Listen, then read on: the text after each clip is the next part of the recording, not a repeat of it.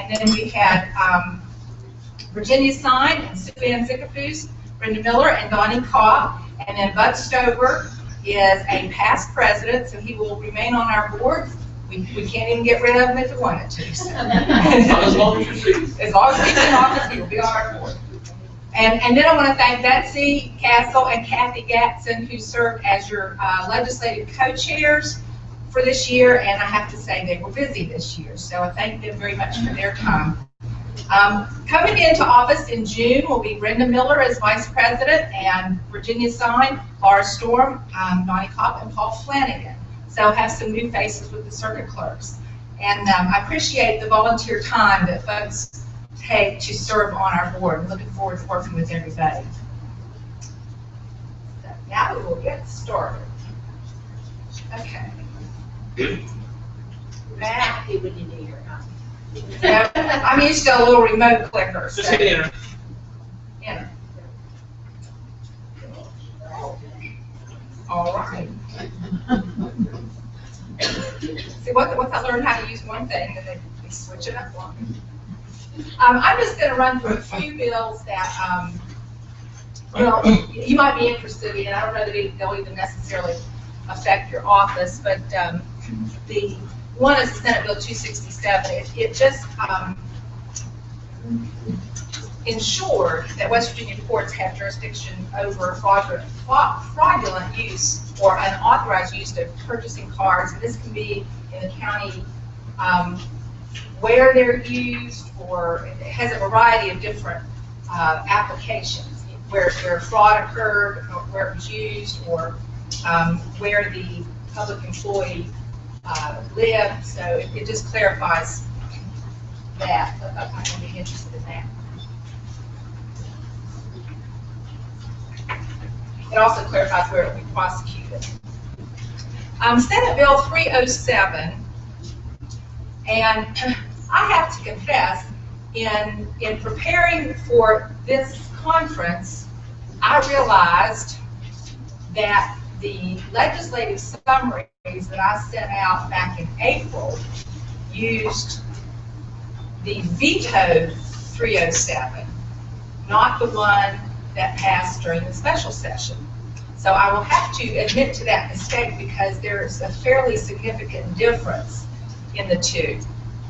And I just don't know how I did that, but I did.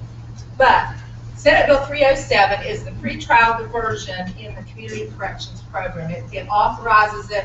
It's permissive. No county has to do it, but they may do it. If it is utilized, it might save on regional jail costs. That's one of the goals of using pretrial diversion. The other issue that was added to that bill regulated bail bondsmen. And the bill that I summarized, which I'm sure everybody read with fascination and knows exactly what I'm talking about, but the bill that I summarized had it that the West Virginia Insurance Commission would regulate the bail bondsman. I read that. I knew you would, Brenda. I knew I could even test you on it. And as it happened, the governor vetoed Senate Bill 307 and put a different version of it up for the special session. And that version did not, it provides regulations for bail bondsmen, but it doesn't actually put them under the West Virginia Insurance Commission. And quite honestly, I discovered this not too long ago, and I really haven't had the chance to look at other changes. So when I get back to the office, I'll make a correction on that. So that bill number was vetoed. The new bill number would be one for the special session, and I looked it up this morning, and I have now forgotten it. So I should have written it down. But it was repassed on March 14th during the special session.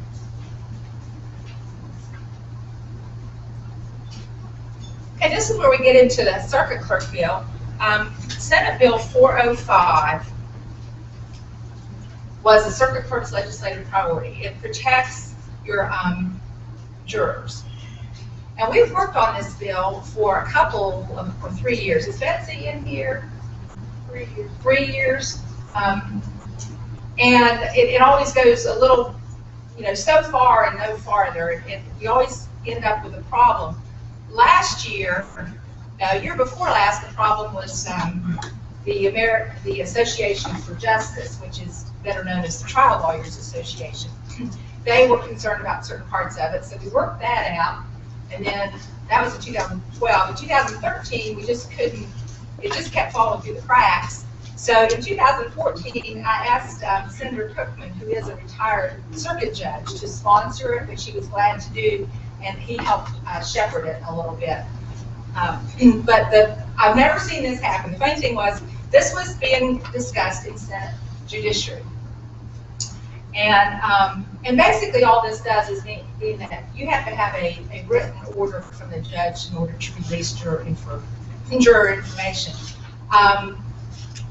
I love it when I'm prepared. Usually, if whatever questions you're prepared for is either exactly what you're not asked, or you're not called up at all. But if you're sitting there just cold, not paying a bit of attention, boy, that's when they'll call you up to the mic and ask you a question out of the blue. Well, I was prepared for this one, and I have to thank Kathy Ganson, who faxed me a juror questionnaire form. I pulled that thing out of my briefcase. Every committee this was in, even the attorneys who worked for the committees appreciated it, because they weren't real clear on what all information was requested. So in Senate Judiciary, they asked me what all was on the juror questionnaire, and I said, well, I happen to have it right here. And I read some of the things like address, ages of children, place of employment, of spouse, this kind of thing, and you could just see their jaws drop. That this kind of information could get out to inmates and so on. So it was really interesting and very helpful to have that very specific information. So that bill passed, and then it really went through the session without a problem. You just have to make sure that once it gets to the end of the session, the judiciary committees get so busy. We just had to make sure that House Judiciary got it on their agenda, which they did.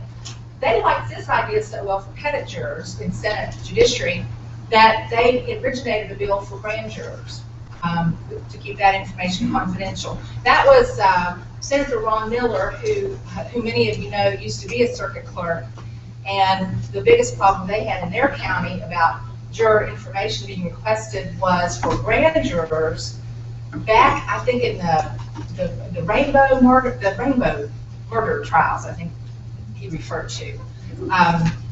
So they originated a bill, so grand juror information is now protected as well. So I think those are really good initiatives that the circuit clerks accomplished. The Senate Bill 458, we talked about this. Should we oppose it, support it, stay neutral? And I think the general consensus was just stay neutral. It doesn't affect your office. It's just another fee that you collect.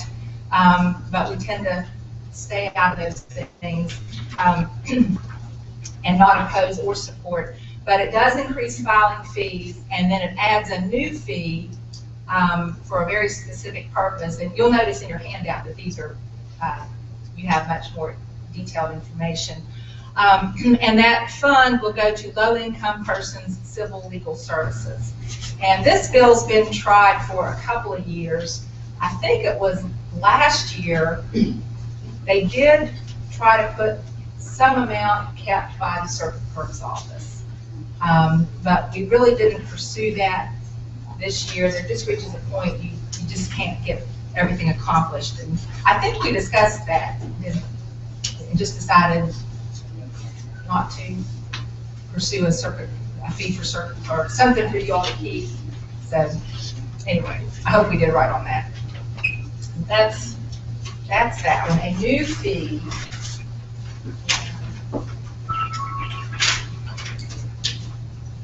Does somebody have their handout right in front of me? Does the new fee go into effect July 1st? Yes. Thank goodness. I've been trying to make sure that any new fee or any increase in fee is not one of those 90-day dates, but is July 1st, because it makes it so difficult. So great. I just thought you might be interested in this one. It's standards for court reporters. I don't know how much you all deal with them, but it sets forth some guidelines and regulations for court reporters as well as court reporting services. This is just a general bill that I wanted to mention because you all as the circuit clerks are employers, and minimum wage goes up January 1st, 2015 to $8 an hour, and January 1, 2016 to $8.75 an hour.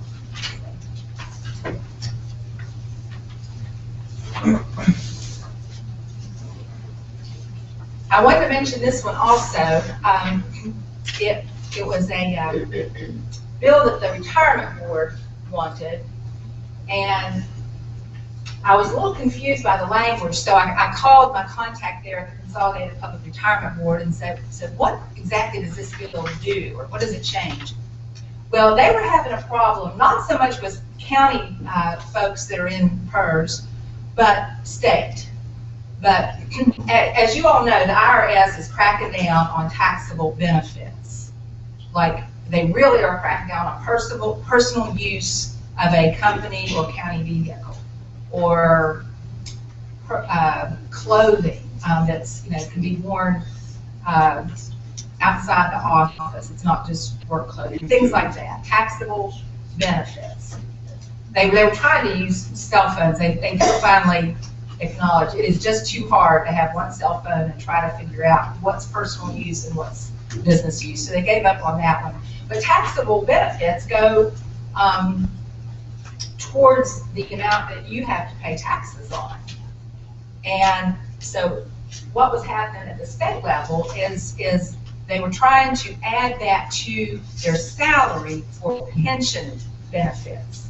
So if they were paying taxes on an extra $500 for the use of a vehicle for personal use, they were trying to add $500 to their salary, and that would boost up their pension a little bit. This was the quote that was most helpful to me in understanding it. Just because it's taxable doesn't mean it's pensionable, if that makes sense.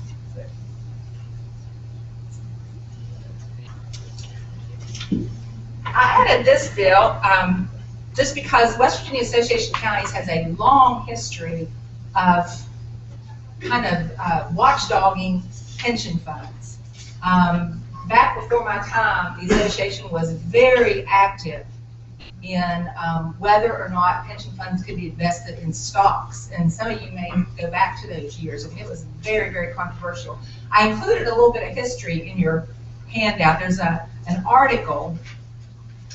Jack McClung, our attorney, was cleaning up his office and found that. And I forget what year it's from, but it's blaming the Association of Counties for the demise of the stock authority to invest our pension funds in stocks. But what this bill did this year, and I'm a little wary of it. I do sit on the Investment Management Board as a non-voting member, and I do sit through very long meetings. A lot of due diligence takes place when our pension funds are invested.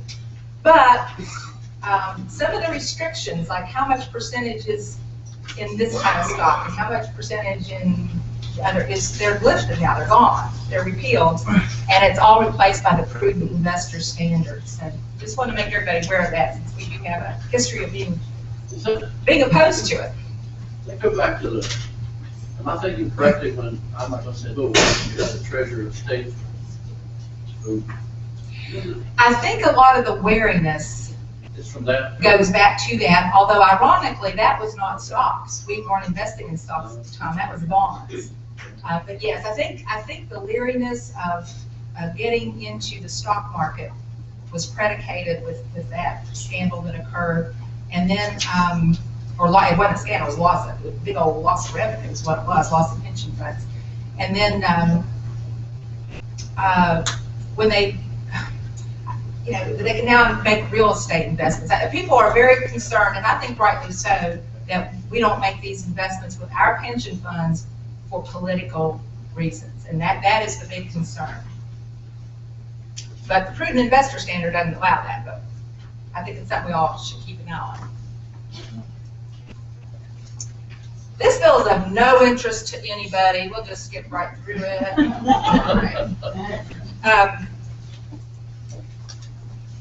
I could write a book, but it would be interesting to me, maybe two of us. But those who worked on it got a heck of a civics lesson this year. It's amazing. You all have now accomplished a 12% salary increase. It took the 2012 session, the 2013 session, the 2014 session, finally got done in a special session. To get 1.5% for every year since you haven't had a pay raise. That is a lot of sweat and work for 12%. But no one is, we don't look at gift horse in the mouth from the legislature. 12% is 12% more than you have right now. So beginning July 1st, all elected county officials get a 12% salary increase. Now the long saga of this is way too long for my time here. I am going to present to our board of directors when we meet in Parkersburg. I try to look for the good that comes from bad. This was a mostly bad experience this year, in the last 2 years. So what lessons have we learned? So that's the approach I want to take. And I haven't talked this presentation over with anybody. I have it on PowerPoint.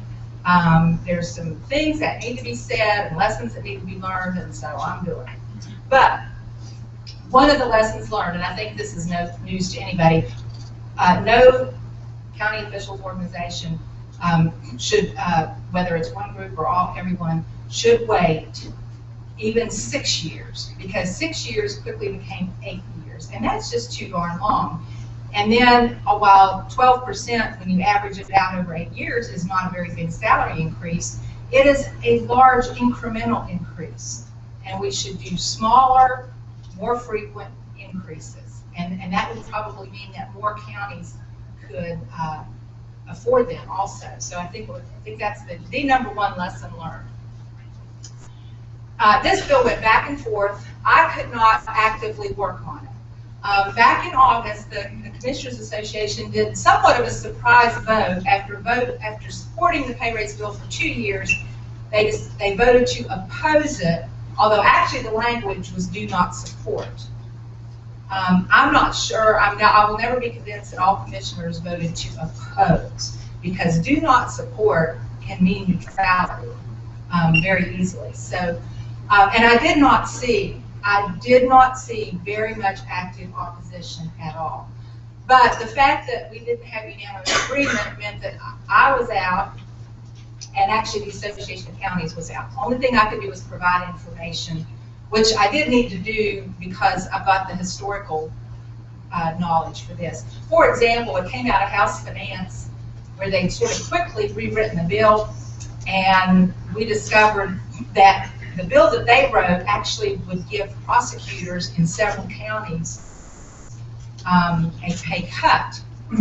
And I've learned a lot in my about 17 years on this job, and one thing is you really don't want to make prosecuting attorneys mad. You really don't want to cut their salaries. So we got that fixed. That's just an example of things that you just have to know when you see them that are incorrect. So the 5 groups, assessors, circuit clerks, county clerks, sheriffs, and prosecutors, got together and worked on a bill themselves and hired a lobbyist, Frank Hartman. I think he did an excellent job, especially kind of thrown into a new subject for him. I think everybody enjoyed working with him. And I have to say, he had a dream team with him. We had lots of folks in and out during the session. I think we would have had a whole lot more had the weather just not been so sucky. But your dream team, primarily, they were there till midnight on the last night of the session. They were there. I wasn't even there. I planned to take a few days off. They were there during the special session. But the ones who were there, a lot, and really it was their connections that got it done, and working with Frank, were Donnie Evans. So they were either known as Frank's Dream Team or Donnie's Angels. Betsy Castle, Jan Pest, and Susan Thomas. Those are the ones that, in my mind, were there a lot. And we talked a lot, and we laughed a lot, and we drank a lot. So we cried a lot last night.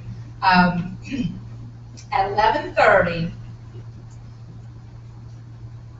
last night of the session, when everyone was expecting it to be concurred with, House to Senate,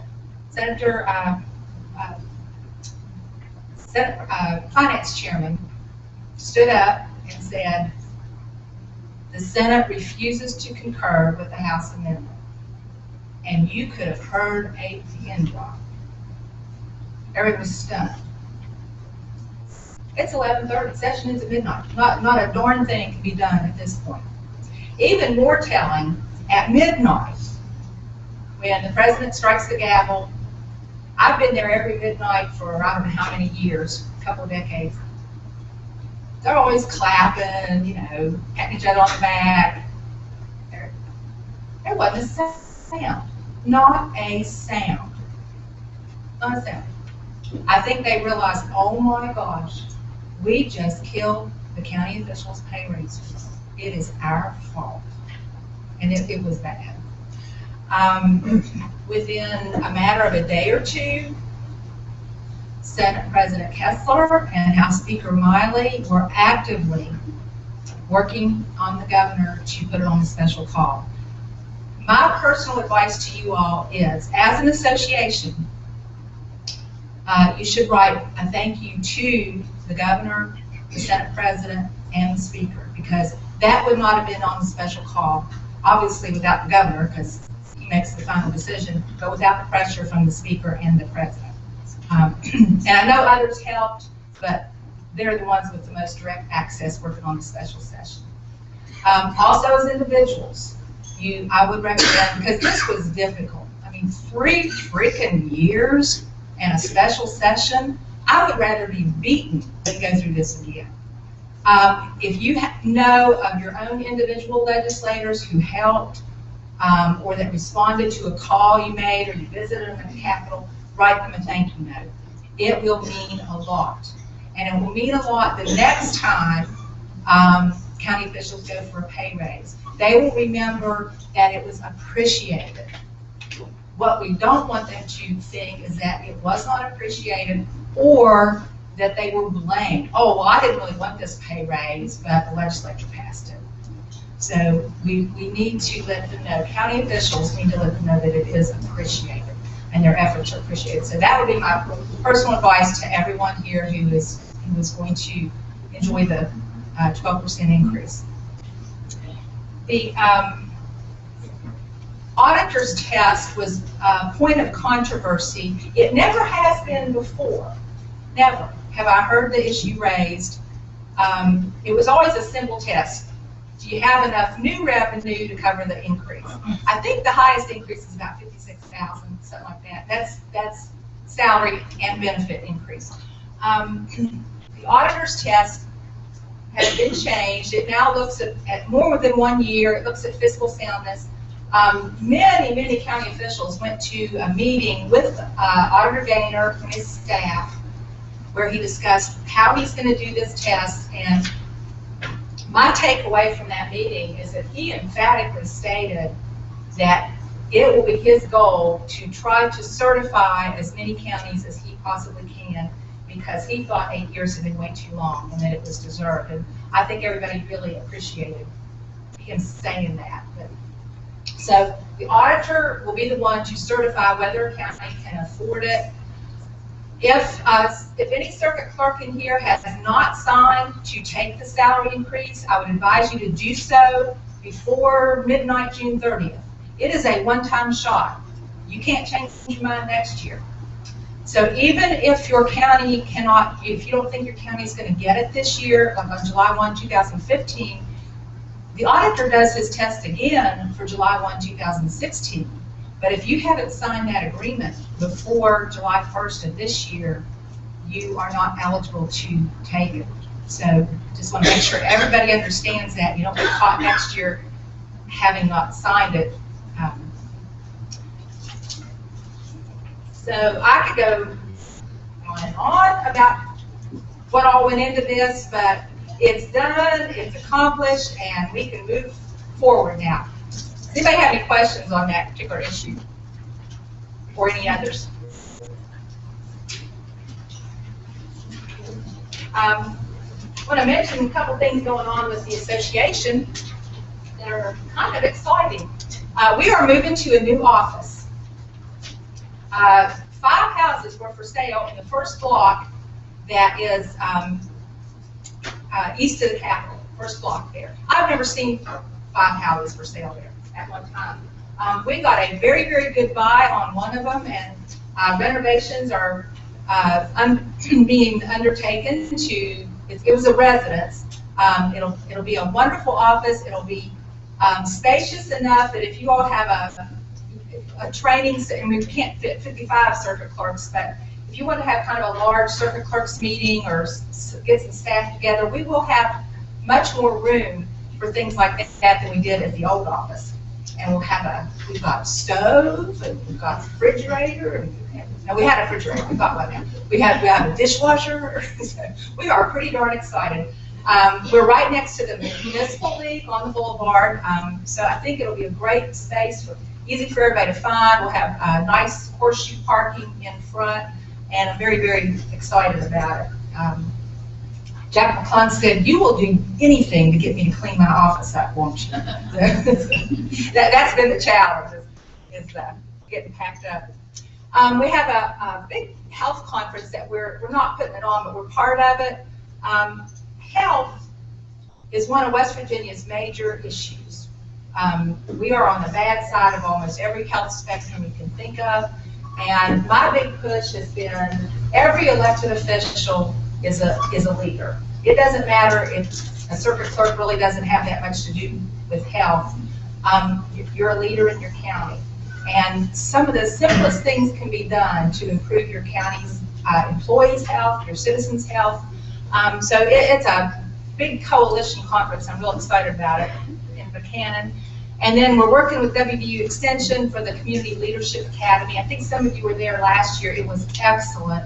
WVU Extension is a wonderful resource, and working with them has been a pleasure. So I hope some circuit clerks and your staff will attend that also. So, and the other program we have going on is Summer Steps. Anybody in here like to walk for exercise? I love to, personally. And this is a simple little tracker you can put in your county.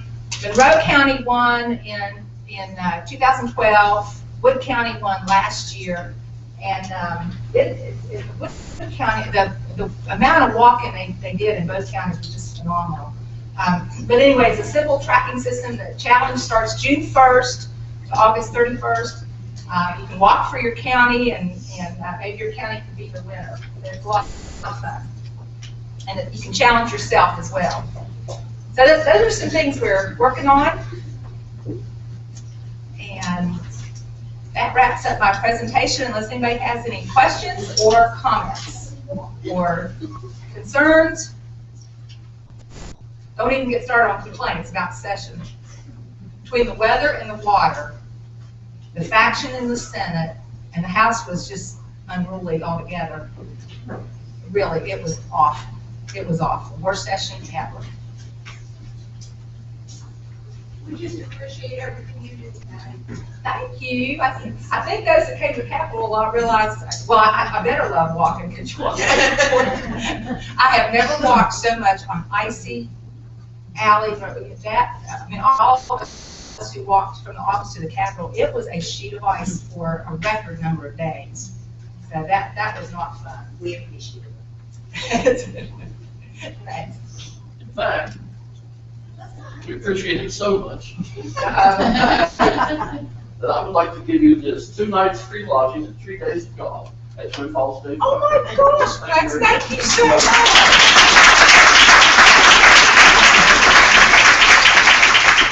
I've been riding up Twin Falls ever since we had a board meeting there. It's a lovely spot. Thank you so much. Not being an elected official, I can accept this. Thank you all very much, and I appreciate all of you that did come to the Capitol, make calls. Circuit clerks were very, very diligent in doing that, and I really, really appreciate it. Thank you.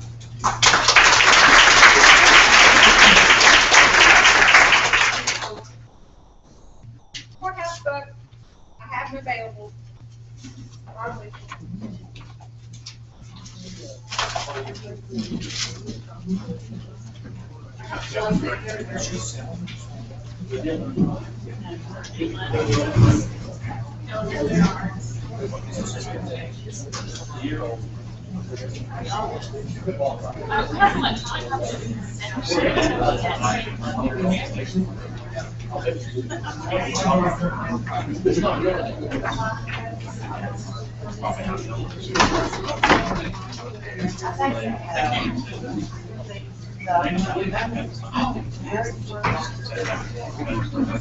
Thank you, Patty. Okay, let's do a couple drawings. First, I'd like to ask the liaisons to come up this way.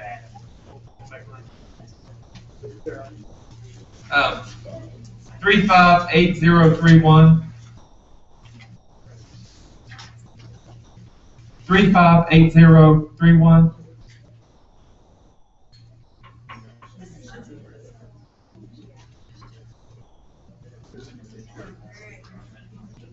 358026. 26.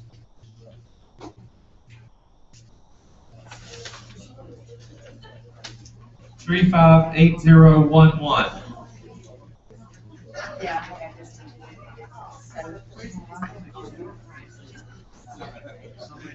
358003.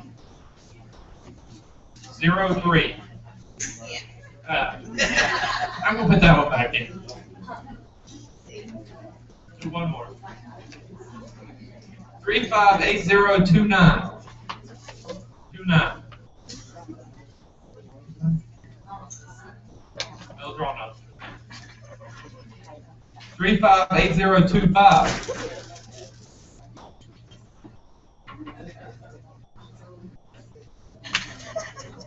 Laura.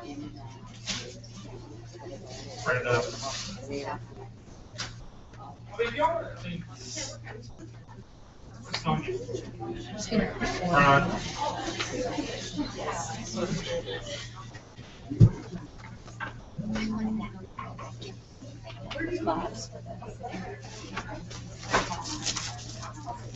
Please come. I know it's not. When I speak, talk about this. Nicholas.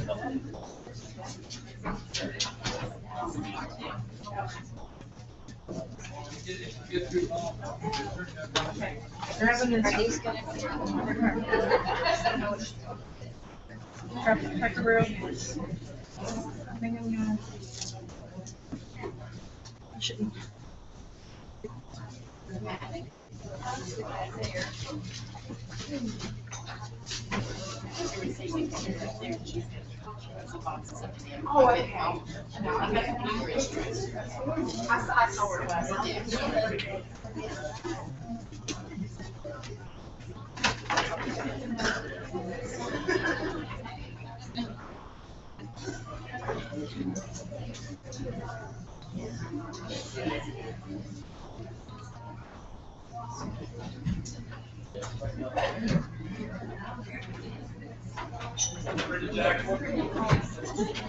Brenda Jackson. Brenda Jackson.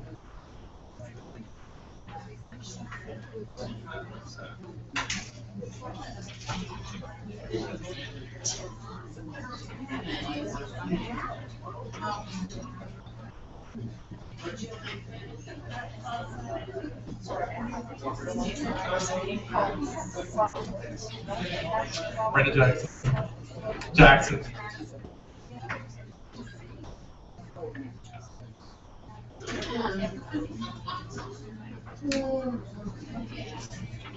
Okay.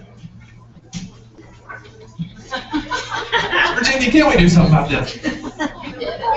I didn't break it. My assumption is Kelly broke it. And how many times did you break the same thing? It's not bolted down. It's not my fault. It's not broken. Okay. This is a thing we started a couple years ago, and y'all seem to like it. This is your opportunity to bring up anything and everything. Complain, yell at me. Actually, some of you do that anyway. Carol, I'm joking. But we have some questions, but if you all have any type of questions, now's your time. First thing I'd like to, Marion County, as you know, we went live last week. Basically what that means was we have a set of attorneys that are trained, they're registered, and they are pretty much allowed to e-file whenever they want. Civil cases only. And Marion County has the new case management system.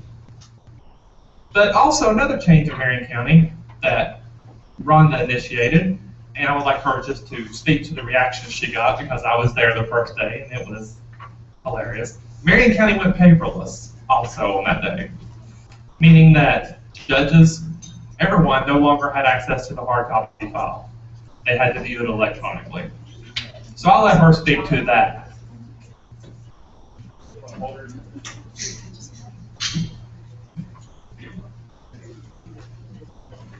Hi, it's nice to be able to report to you all the success that the e-filing has brought thus far.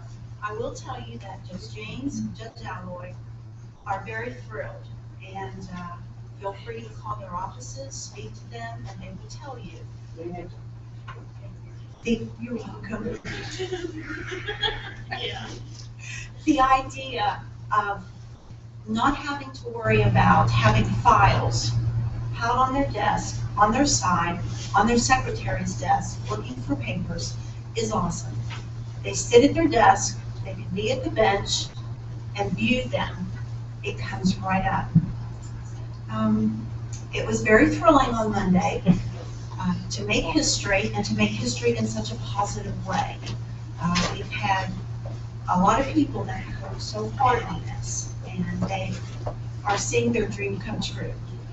And it's very emotional for me to speak about this because I know the person who started this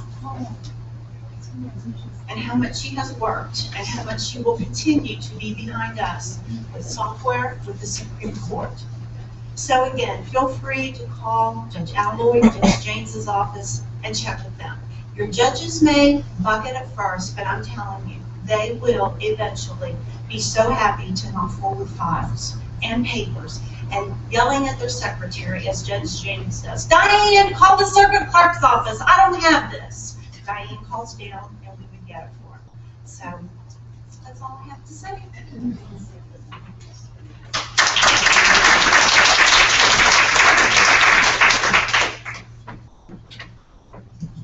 And yes, it went perfectly just like she said. It was some of the things that while I was there, the Supreme Court dealt with was the family court judge. She wanted 2 screens.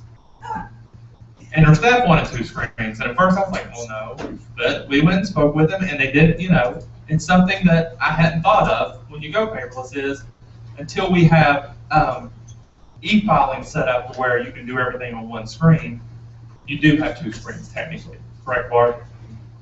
And you have the case management side, and then you have whatever the document you're working on. And it's something we're going to deal with because not every computer can support 2 screens. 2 screens will be very expensive to buy for every judicial employee and that sort of thing. So basically, I told the family court judge, we'll figure it out. I told him to come back to her. But yeah, that's just some of the questions if you do something like that. But yeah, Rhonda should be applauded. She kind of made that decision, and she did it. And the judges were like, oh okay. And I think that we were in I don't know if it was Alloy or Judge James, but I think they pulled Barbara's side. It's like, well, this don't mean me, right? And Barbara's like, I didn't do it. And we said, no, there is no more paper file. Technically, once once e-filing is to a point, there will be no paper. There will be no hard copy file. So it's best to get used to it now. And that's what, and once we sat down with Judge James and Judge Alloy and showed them the access they will have now, and the selling point was, it wasn't the judges. Judges are, judges, but their staff. We showed that to their staff, and Judge Alloy's secretary was like, oh, okay, this makes sense. So, that's just some of the things you may want to prepare your judicial officers about, that, that's coming. As we transition into a digital world, there will be no more losing files. There will be no more judges hoarding files. I know, I've been to some of your offices, I know that's what happens. I know there's one county, where's Cabell at? You used to have a judge. Yeah. Thanks, Bugs. Appreciate it. You'll be here all night, ladies and gentlemen. Cabell County, we were down here, it was a couple years ago, and the judge is no longer there, but they had a judge who would just stack files, and the deputy clerks would go in there and replace them when they needed them, but they wouldn't take anything. They would put something in its place so the judge wouldn't know something was missing. So that shows you how much the judge actually looked at the files. But I went with her. She goes, come on, come with me. She pushed her card up there, and she was just sticking in files. I'm like, what are they? She goes, I don't know. I just grabbed them. I need these, though. And it was so the judge wouldn't notice because he just had stacks. And unfortunately, that day and age is long since gone. And so, again, I wanted Ron to speak about that because, like I said, she didn't tell me she was making that decision. I walked up there and they're like, the court wants 2 screens. And I'm like, why? They're like, oh yeah, Rhonda went paperless. I'm like, thanks, Rhonda. So, I think that's a good thing, and I think it's something that you're all going to face eventually, some sooner than others. Some of you that have been scanning for years, Laura could do it right now probably if you wanted to. So again, I just wanted to bring that up. Okay. And I have some stage questions, but does anyone have anything right now that you would like to discuss? Yes? Do you have a schedule of what next county? Everybody wants a schedule. Yes, we do. You know what they say, you want to hear God laugh, you tell him your plans. I don't have a schedule. I cannot, if I gave you a schedule and then I didn't meet that schedule, I'm no longer Matt the rock star. I'm just Matt. And someone's mad at me.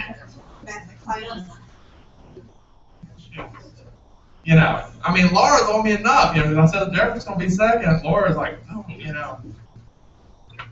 I don't have a schedule.